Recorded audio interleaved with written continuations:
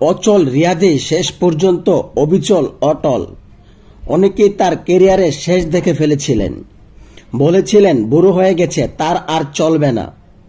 সেই বুড়ো অচল মাহমুদুল্লাহ রিয়াদেই বর করেই শ্রীলঙ্কার বিপক্ষে জয়ের বন্দরে ভিড়ল বাংলাদেশ।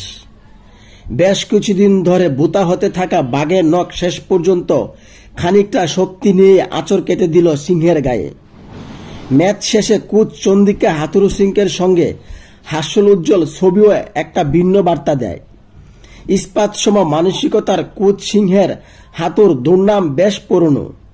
তিনি যখন এমন খুশ মেজাজে নির্ভরতার হাত রাখে মাহমুদুল্লাহর কাঁধে, তখন অনেক সমীকরণ সহজ হয়ে যায়, বলার অপেক্ষায় রাখে না।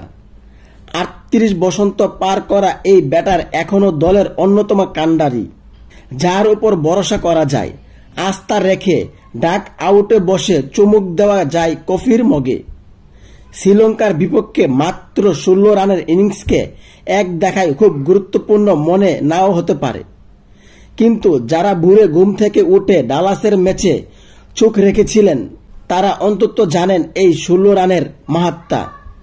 অবশ্য মাহমুদুল্লাহর ব্যাট যে হাসবে তার ইঙ্গিত তিনি আগেই দিয়েছিলেন।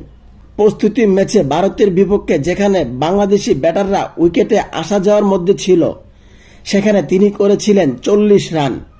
বলা যায় স্রোতের বিপরীতে বইটা ধরে দলকে তীরে নিয়ে যাওয়ার চেষ্টা করেছিলেন, কিন্তু স্রোতের অনুকূলে যখন বুমরা আশ্বদীপরা, সেখানে প্রতিকূল এক মাহমুদুল্লাহর বইটা আর কতক্ষণই বা টেনে ধরে রাখবে।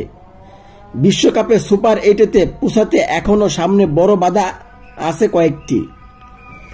প্রথমত, পরের ম্যাচে শক্ত প্রতিপক্ষ দক্ষিণ আফ্রিকা, পরে অবশ্য সামনে আসবে নেদারল্যান্ডস আর নেপাল। দলে যেহেতু মাহমুদুল্লাহর মতো ফিনিশার তকমা লাগানো ব্যাটার আছে, তাই টপ ৮-তে থাকা আশা করা যেতেই পারে। প্রথম ম্যাচের পর ভক্তদের এমন প্রত্যাশাকে কেউ অন্তত উচ্চাকাঙ্ক্ষা বলবে না।